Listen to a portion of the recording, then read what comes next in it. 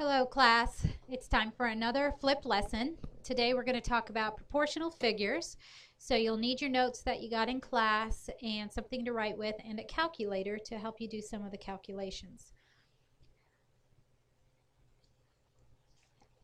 Usually we do the review it section before we start our notes. So some of you probably already did some of these and you might have some of the answers correct, but I do want to go over it to make sure that we all understand the vocabulary and how to use it, because it's important to know these words in order to do proportional figures. So we have the word congruent. Congruent figures have the same measurement for all parts. And then I asked you to draw a figure that is congruent to the one shown. Congruent figures should be exactly the same. All the lengths of the sides should be the same and all the angles should be the same. So let's draw a figure that is congruent to this triangle. Now we are freehanding it, so it will be slightly off, but it should be close enough to tell that it is a congruent shape. So that's pretty close. I like to mark my angles. Those two are congruent. And my sides, this one is congruent to that side. Congruent sides. And the third congruent side. So that way you know for sure I was trying to draw the same figure and it should be a congruent figure. Looking at similar figures, those figures should have proportional measurements. Proportion is something we've been working on for a couple weeks, so we should understand what proportion means. It means it's not exactly the same, but it is equivalent. So if one measurement on one figure should have a similar measurement in order to be proportional. And those proportional measurements need to be on the corresponding parts.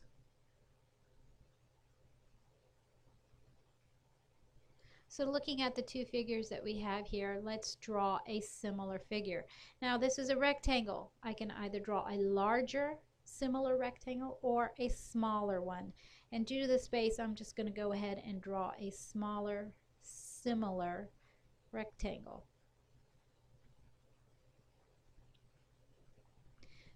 And I have 4 right angles and 4 right angles. Just to be sure we know those are proportionate. And we can do that with objects that are not shapes but pictures like trees. So let's draw a proportional tree. I'm going to draw this one larger. And remember, we don't have to be artists, just have to get the idea across that it is a similar figure.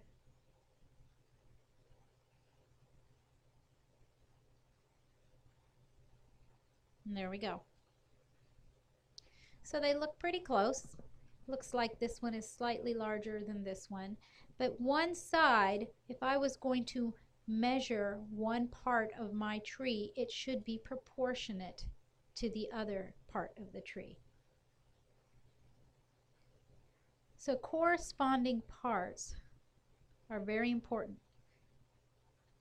They are parts that are the same sides or angles of similar and congruent figures. So we need to be able to identify the corresponding parts. So let's look at these pictures and see if we can find the corresponding parts. On this image, on these two, the similar figures are facing the same direction. So it's a lot easier to pick out the corresponding parts.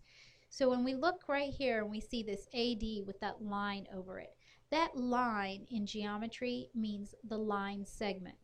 So you go to the shape, and it's usually the first shape, but it doesn't always have to be, and you look for the line that connects A to D. So which line segment am I looking at? I'm looking at this one right here. So I need to find AD, and I want to find a corresponding part to that. And I look at this shape. First thing you need to do is make sure that shape is facing the same direction. If not, you're going to have to look at it a little more carefully to find the corresponding part. In this case, they are the same direction, so I know this is the corresponding part. And that is EH, the line segment EH. We can do the same thing with angles. Let's find angle G. Here it is. It's on the smaller one. There's angle G. So now I need to find a corresponding angle of my similar shape, and because they're facing the same direction, I know this is the corresponding angle, and that is angle C. So we write it, that's an angle symbol in geometry, and then the capital C.